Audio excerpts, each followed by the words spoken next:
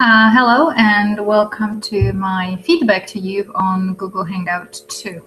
I just wanted to catch a few of the things that you were discussing, starting with the issue of politicization of intelligence. And I think that you will agree that Liz started the discussion. Liz, thank you very much for facilitating this week. I know you had, in the second Google Hangout, you had some issues with technology.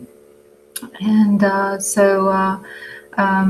I did watch your trying to troubleshoot with Lena, and I got her answers as well. And so on politicization of intelligence, you talked about the politics and obviously the intelligence being part of the mechanism that serves political aims and particular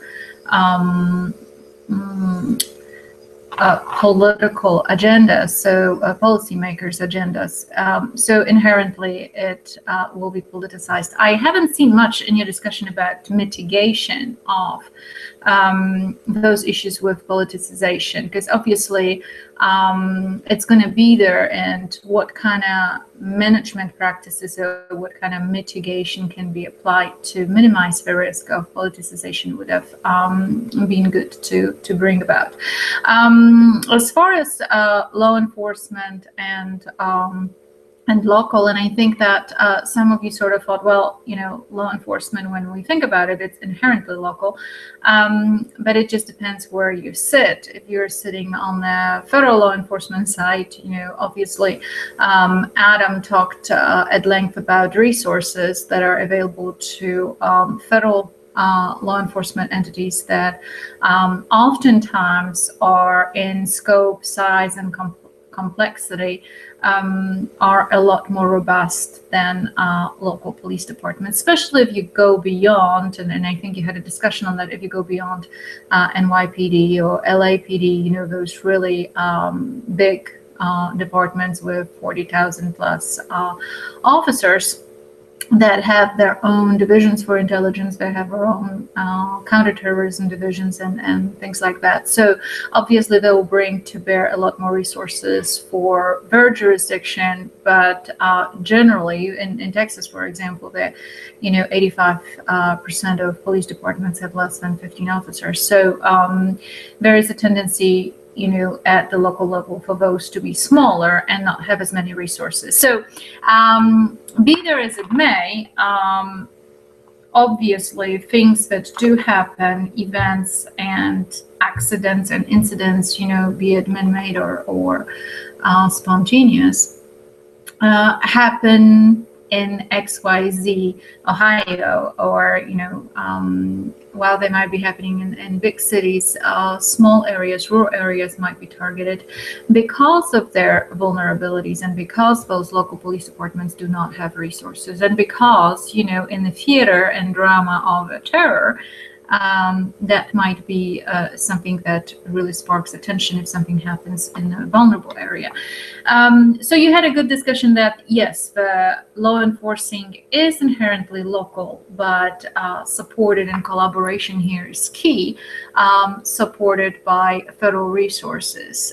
Now, as far as intelligence, domestic intelligence, homeland intelligence, it does seem to be intuitive that it will come predominantly, you know, from the grassroots, from the local level. Adam Lee, you know, had a discussion on that, how, you know, the federal agents may not know the landscape of a particular community. Now, obviously, that also depends because, you know, federal agencies, you know, for example, FBI would have, you know, 56 field offices, but they also have what's called resident agencies, the RAs, that are sort of situated strategically in locations away from field offices, and so they build relationships with local law enforcement in areas that are smaller, that are not, you know, around big cities as well. So depending on the strength of those connections, you might have federal law enforcement at the local level that's pretty much in tune with that local jurisdiction as well.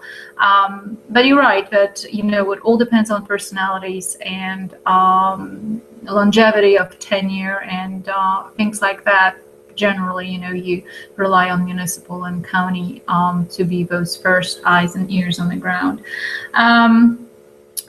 You had a little conversation on dissemination of intelligence, and I think Lena had some contributions here talking about how typically her access to intel at where she sits is pretty limited, and the products or outcomes of fusion centers typically get to the higher ups or specialized units.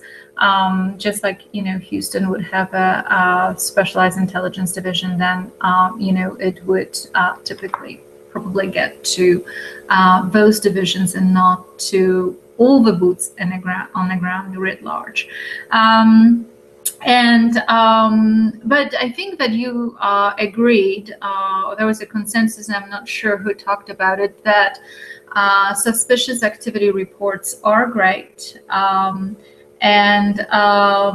However, there is no feedback, and it might have been Lena that was talking about that, and I think that is one of the common complaints among law enforcement in several studies that has been identified, that there's quite a lot of expectation on the ground level. You know, if you have, you know, Houston Police Department getting, you know, 41,000 of suspicious activity reports a year, that's quite a lot of, and they are all treated seriously.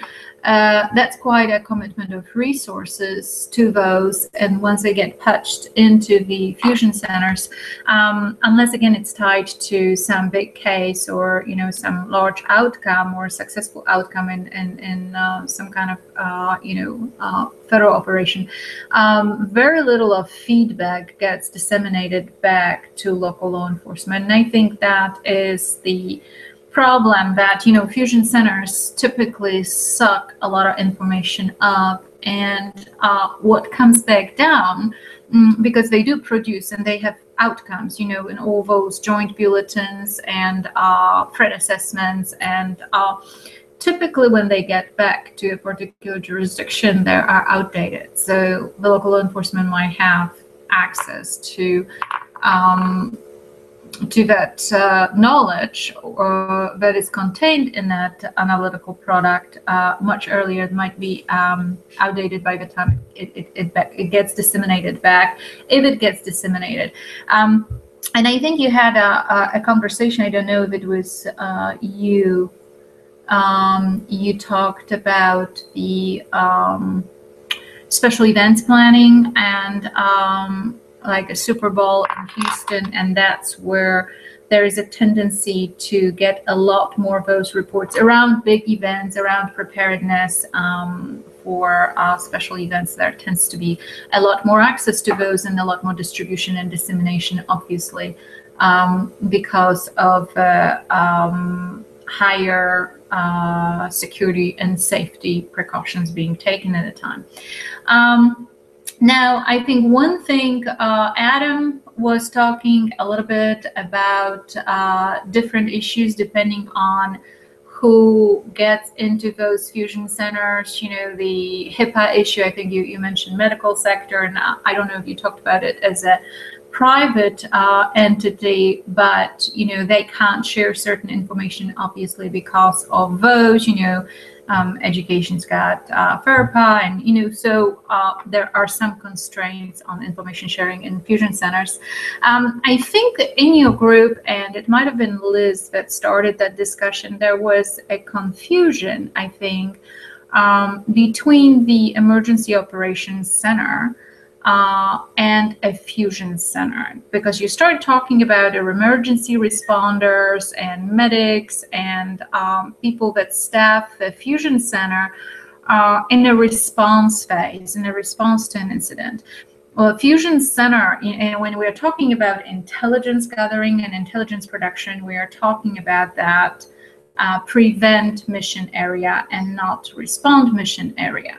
Respond mission area, even though it's part of a cycle of incident management, it's traditionally, has been around, and it's typical to local law enforcement. So, this is their bread and butter, so to speak. It's the prevent mission area that we're focusing on as far as a fusion center. When we have the incident command or unified command in a large incident and there is a response, there are other entities, and that's based on National Incident Management System. There are different entities that come to bear. So you're going to have a joint field office that's going to be established for federal elements that are coordinating to the response. There's going to be a JIC, Joint Information Center, which is a location where all the public information is collocated and then disseminated out when it gets analyzed. And that's a sort of synergized point of providing information to all the media outlets if it's a big event.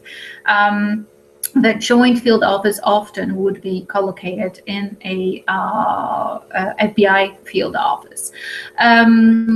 Strategic intelligence to the event or intelligence would still go through the fusion center, but typically, the firefighters, the medics that you mentioned, they're going to be operating their response generally through emergency operations center, and they're going to be working out of an incident command post. So under the unified command, that would be the model. So for Harris County, Liz, if you're talking about Houston Police Department, for Harris County, there are two entities. There is the Houston Emergency Center, the HEC, and then there is a Harris County Office of Homeland Security and Emergency Management. So in an event, those are going to be coordinating structures to the incident command post on the ground. Fusion Center is something totally different. Fusion Center, which is actually located in the HEC, and there is a fusion center, I believe, at Transtar as well, which houses the Harris County Office of Emergency Management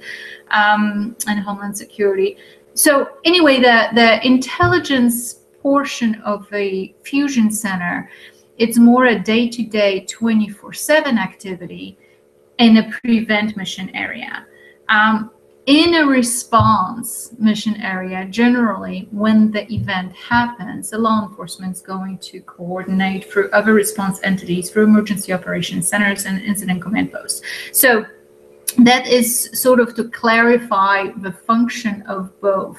The fusion center is supposed to be the clearinghouse of the information that comes in on a daily basis. Emergency operations centers get activated during a response to an event. They work on day-to-day basis, in much scaled capacity, just with a core staff, and they do planning and monitoring and things like that, public relations.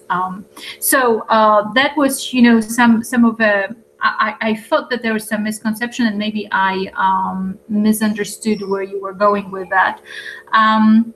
But there seemed to be a confusion on those two. Joint Information System, again, would be at the JIC, which is the Joint Information Center, and that is according to the federal guidelines under the National Incident Management System. So this is pretty much a standardized framework throughout the country. Now, with fusion centers, and one of the oldest fusion centers was a criminal intelligence center in El Paso that the EPIC, El Paso Intelligence Center, was the first fusion center in the country long before 9/11, during the times of drug trafficking and creation of HIDTA, high intensity drug trafficking agency, and so El Paso has, so to speak, the first fusion center, intelligence fusion center, and it was criminal intelligence. So there had a historical mission started with criminal intelligence.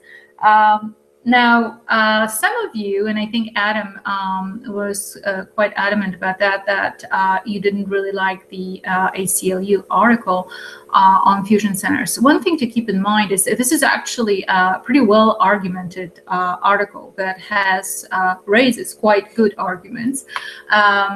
some of the arguments are really valid. And I think it boils down to the fact that, and it's dated, it's, definitely not the most current. So some of the things might seem like, well, we already doing this. But it raises some issues of accountability and measurement of outcomes.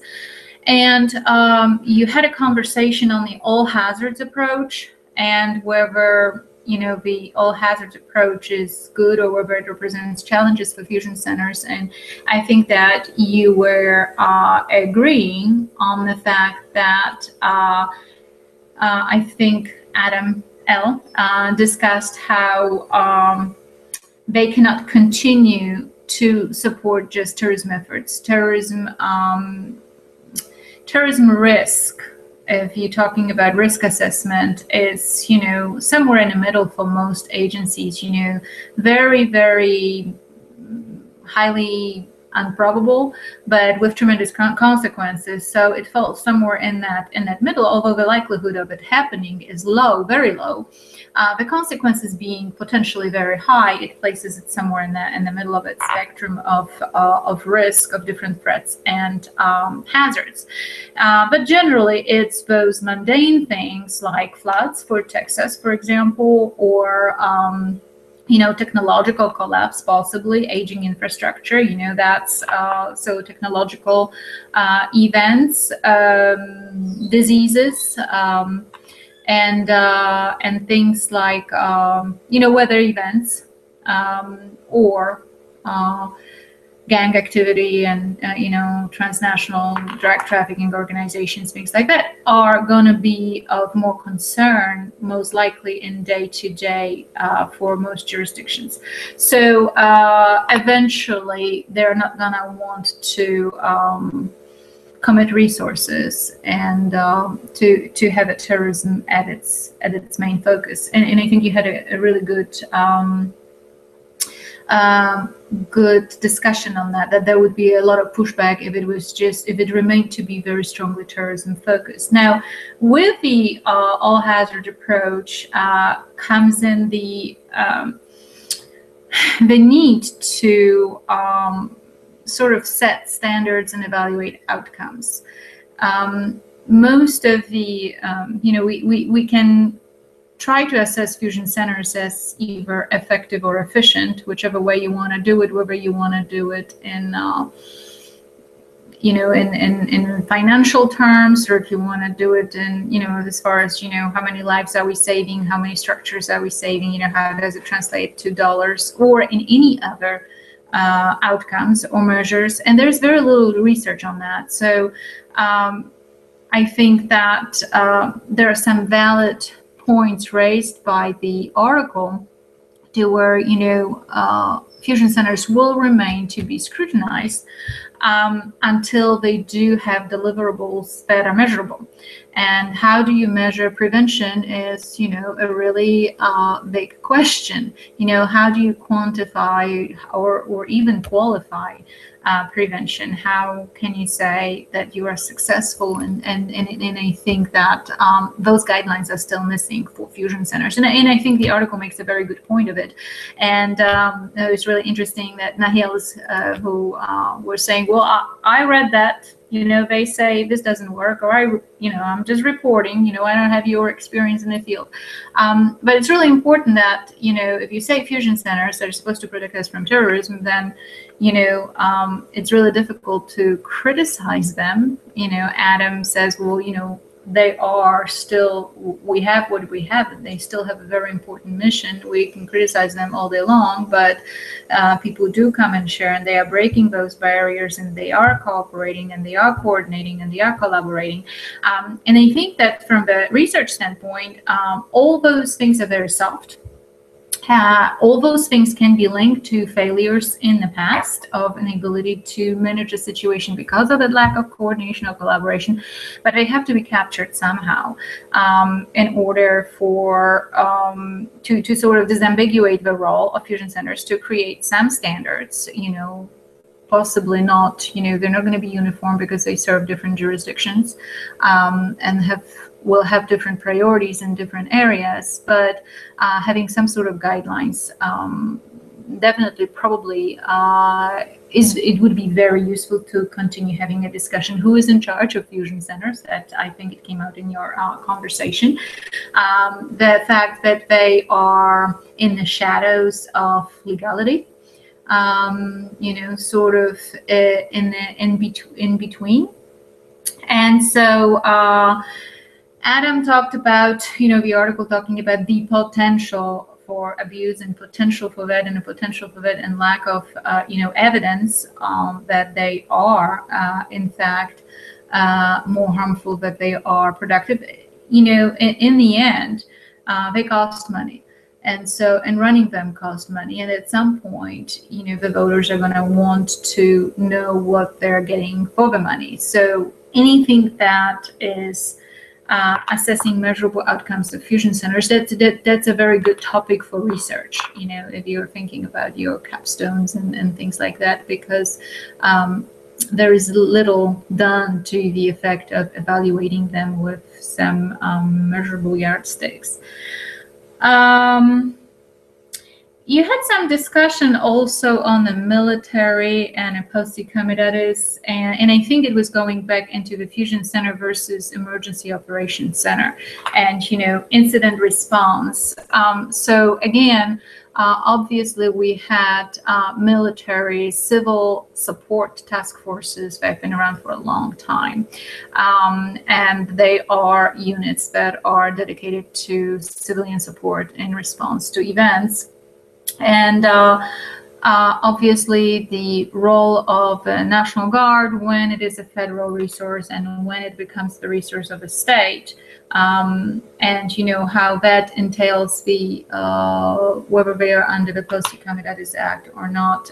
That's a discussion that was triggered by some lack of clarity during Katrina. So, that's a good conversation. Again, this is not as much a fusion center discussion as it is a discussion about general use of resources and coordination during big events that are response events. So the response to an incident is, and I think that this is where you have that borderline between intelligence writ large as we are learning about it, from the national policy sort of arena.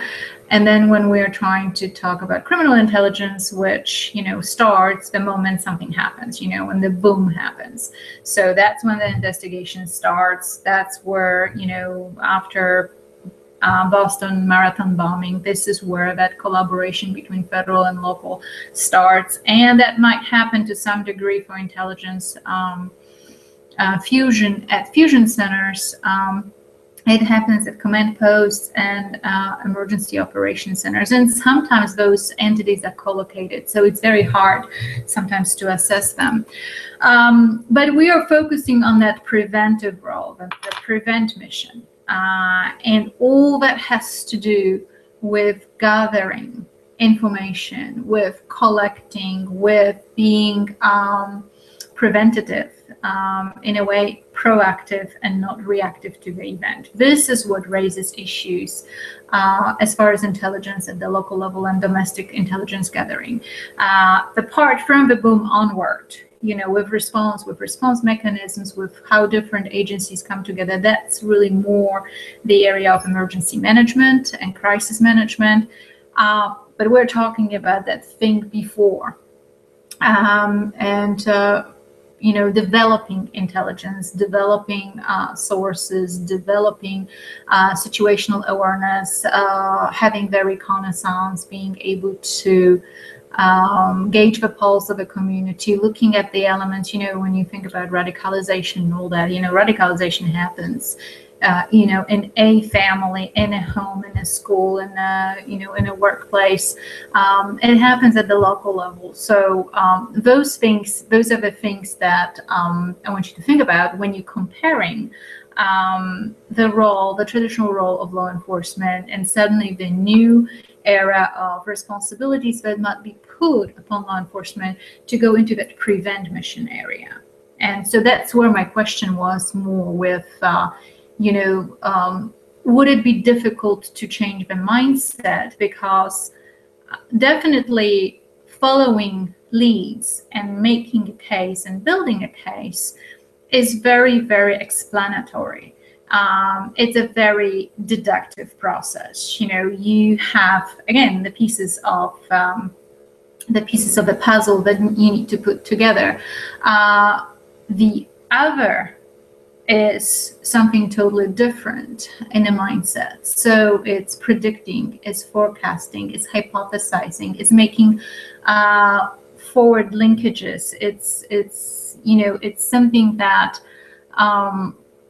again, it doesn't seem to fit very neatly into traditional activities of local law enforcement. So there was, I think, some discussion on the analysts and the collectors and the analyzers, and I think Adam Lee mentioned that it would be beneficial for the collectors to work together with the analysts, you know, if the analysis is the issue. And I remember after the Intelligence Reform Act in 2004, when there was this huge drive to have the intelligence analysts to go and ride with the special agents. And we were extremely opposed to that. Because the analysts were truly a liability to be riding with us on, you know, actions and surveillance and things like that. So, you know, they were not armed, they are not trained, they're it was a huge issue. And but I do remember that there was, you know, this big kumbaya in 2004 that you know, we're all gonna work together and we're gonna have those teams, and it ended pretty quickly. I don't recall ever having those analysts, you know, they were very sort of really wanted to get together with the agents, and organizational culture did not allow it, and it didn't last long. So it's ideally that would be the case, but again, the agents do different things than the analysts, and it's really hard, you know, to bring them together to discuss those issues. And I think that the whole discussion you had on whether the police officer would be a good intelligence gatherer, Liz was saying, well, you know, we do it anyway. We collect intelligence, we get the leads, we do it. It's inherently part of our job. Now here Liz was thinking, you know, what I was just discussing, that it might be a totally different approach. And how much time does a police officer on patrol have for those kind of activities that are you know, assessment and scan and, you know, really doing a good reconnaissance work. You all mentioned that firefighters don't have time for it, that medics don't have training or propensity for it. Law enforcement officers could do that very well, but do they really? Do their organizational, where they fit in the organizational structure and funding and resources, do they allow them? And I think the Adam L. Was talking about the fact that, you know, when your agency has a priority, which is, you know, crime fighting and responding to calls for service, then the prevention, you know, whatever mission of prevention or whatever part of prevention you want to take care of really goes by the sideway, because the priorities are very reactive in law enforcement agencies, especially when they are under-resourced and understaffed.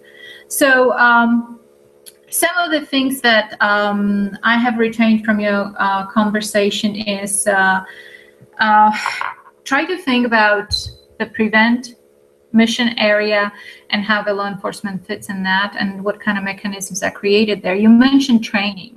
I think that might have been Adam Lee that mentioned that training for police officers about guidelines and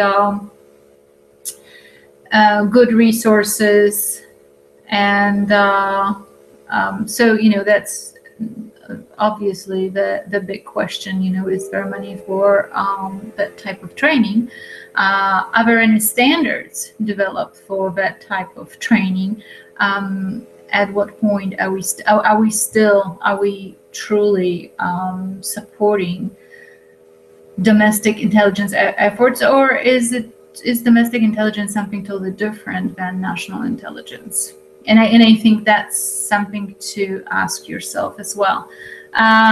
You all agreed that fusion centers had flaws, and but that's something that has been established, and it's achieving certain mission, definitely the mission of bringing people together. And I agree with you. I think now, 16 years after 9/11, we can take stock.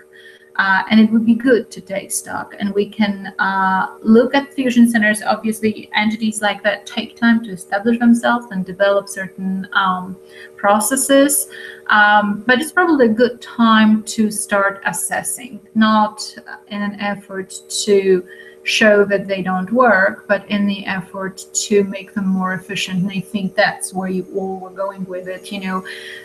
Let them work those issues out. And obviously, some of the issues are being worked out. The last thing that you're talking about is that the private element and clearances and information sharing from the private sector. And you were mentioning the opportunity for abuse and leaks and things like that. The other thing that I want you to think about is the reverse. The reverse being that private industries are they're there for profit. Governmental organizations are there to protect your interests as a citizen, and you pay for them. And that's what they need to deliver, because you pay for them from your tax money.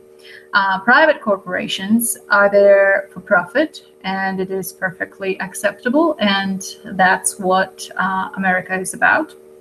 And they have intellectual properties, and they have there's a tremendous competition for patents and intellectual rights, and they do have to safeguard their own intellectual capital, so to speak, and they cannot and they do not want to trust the government with their intellectual capital, particularly because the government apparently cannot even trust itself with, federal employees' records that are not invulnerable to hacking, for example. So if the government cannot provide certain protective mechanisms of security, for example, from cyber breaches, then there's quite a cautionary tale for the private industry to be sharing under the entity that doesn't have a very clearly defined legal framework, and that doesn't have a established or evidence track of accountability. So that's something to think about, if you are the owner of this 90% of critical infrastructure in the United States, is how do you feel about sharing your intellectual, your money, your wealth, with somebody that cannot possibly maybe protect it? And and that's a valid question. Then you look at the situation of San Bernardino and the Apple phone debacle, and obviously the argument would be that in the interest of all beloved and gathered, we had a terrorist event, and it was in social interest for the FBI to get into that phone to get possibly critical and imminent intelligence on potentially, Adam, impending events to come. And yet, Apple was standing by, their patent issues and slippery slope and opening the floodgates if they were to release the mechanisms to unlock the phone. So, you know, we don't have to look far. This is a perfect case that shows how very difficult in practice are those private-public relationships.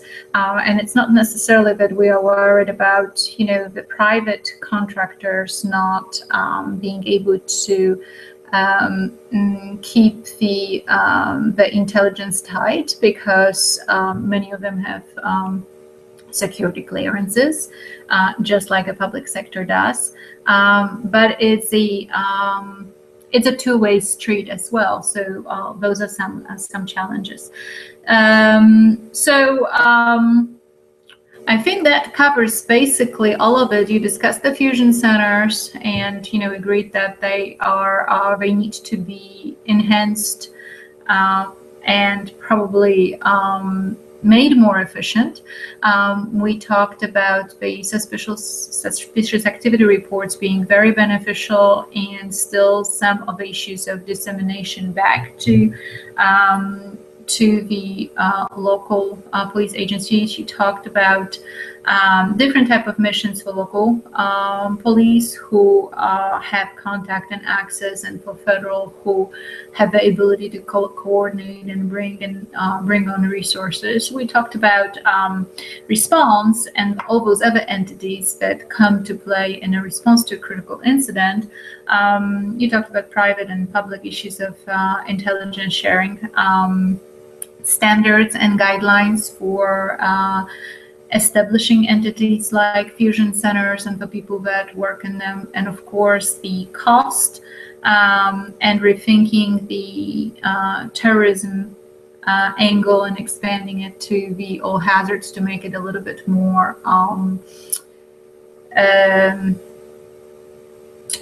feasible for local jurisdictions to justify the commitment of the resources to them, and of course the need for further research and assessments in order so we can, you know, better it. And, you know, and you agree that intelligence is politicized. We certainly see it happening every day today. I'm surprised that you are not actually discussing the current topics that relate to politicization of intelligence. For example, the dossier on the current president that was fabricated, that's, you know, begs a really interesting discussion on intelligence. But I'm looking forward to your other Hangouts, being a little bit delayed on the feedback to you. I enjoyed your discussions, and I hope that you enjoyed having some critical inquiry into those as well. See you on the next one.